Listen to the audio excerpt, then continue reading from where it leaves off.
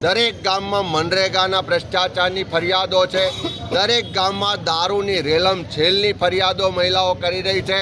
કાયદો વ્યવસ્થાની પરિસ્થિતિ કથળી ગઈ છે।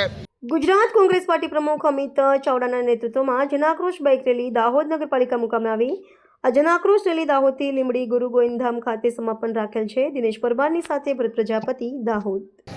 આજે 15મા દિવસે લીમખેડાથી શરૂઆત કરીને લીમખેડા, ધાનપુર, ગરબાડા, દેવગઢ બારિયા થઈને આજે કહેવાતી કરોડો રૂપિયાના ભ્રષ્ટાચારવાળી સ્માર્ટ સિટી દાહોદમાં પહોંચી છે। આ દાહોદ ખાતે બધા જ વર્ગ વિસ્તારના લોકો, એ લારી ગલ્લા પાથરણાવાળા હોય, સામાન્ય મધ્યમ વર્ગના લોકો હોય, વેપારીઓ હોય, બધા જ લોકો આક્રોશ સાથે કહે છે કે સ્માર્ટ સિટીના નામે આ ભારતીય જનતા પાર્ટીના શાસકોએ દાહોદ શહેરમાંથી કરોડો રૂપિયાનો ભ્રષ્ટાચાર કર્યો। આજે પણ સ્માર્ટ સિટીની વાતો કરે છે। સ્માર્ટ સિટીના નામે વેપારીઓની દુકાનો તોડી, મંદિરો તોડ્યા, મસ્જિદ તોડી, લોકોના ઘર તોડ્યા, પણ સ્માર્ટ સિટીમાં આજે રસ્તામાં ખાડા છે કે ખાડામાં રસ્તા છે ખબર નથી પડતી। સ્માર્ટ સિટીમાં પીવાનું શુદ્ધ પાણી નથી મળતું।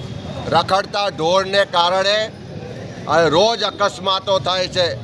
જે તળાવ પર મોર્નિંગ વોક માટે જાય, વિદ્યાર્થીઓ પરીક્ષાની તૈયારી માટે ગ્રાઉન્ડ પર દોડવા જાય, એમની પાસે નાણાં વસૂલવામાં આવે છે। ચારે તરફ ભ્રષ્ટાચાર છે એવો આ શહેરના લોકો આક્રોશ સાથે વ્યક્ત કરી રહ્યા છે। આખા દિવસ દરમિયાન પણ દરેક ગામમાં નલ સે જલના ભ્રષ્ટાચારની બૂમ છે। દરેક ગામમાં મનરેગાના ભ્રષ્ટાચારની ફરિયાદો છે। દરેક ગામમાં દારૂની રેલમ છેલની ફરિયાદો મહિલાઓ કરી રહી છે। કાયદો વ્યવસ્થાની પરિસ્થિતિ કથળી ગઈ છે।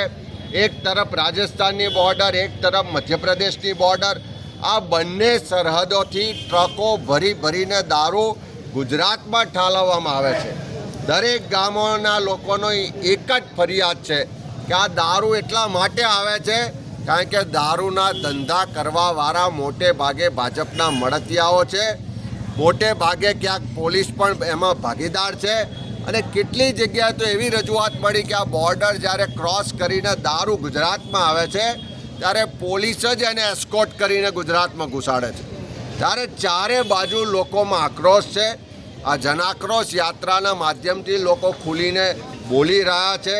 પોતાના હક અધિકાર માટે લડવાની તૈયારી સાથે આવનારા દિવસોમાં આ જ મધ્ય ગુજરાતને ગુજરાતના લોકો, સરકાર જો એમના પ્રશ્નોનું નિવારણ નહીં લાવે, એમની ફરિયાદો, ભ્રષ્ટાચાર, ગેરવહીવટની સામે પગલાં નહીં લે તો આ જ લોકો કૂચ કરીને વિધાનસભાનો ઘેરાવો કરવાનો પણ સંકલ્પ આજે આ જનાક્રોશ યાત્રામાં જનતા કરી રહી છે। નમસ્તે મિત્રો, હું છું ચાંદની પરમાર। આપની મનપસંદ ચેનલ એટલે કે દીવ મિરર ન્યૂઝ ચેનલને લાઈક કરો, શેર કરો અને ફોલો કરો।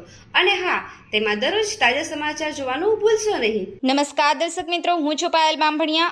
આજના મુખ્ય સમાચાર, દેશ વિદેશ, ગુજરાત રાજ્યના તાજા બ્રેકિંગ સમાચાર નિહાળો દીવ મિરર ન્યૂઝ ચેનલ પર દરરોજ રેગ્યુલર। હાય, હું છું ક્રુઝિન સિંઘાનિયા। આપની આસપાસના સત્ય સમાચાર જાણવા માટે જોતા રહો દીવ મિરર ન્યૂઝ। અને હા, લાઈક અને સબસ્ક્રાઇબ કરવાનું ભૂલતા નહીં। Thank you.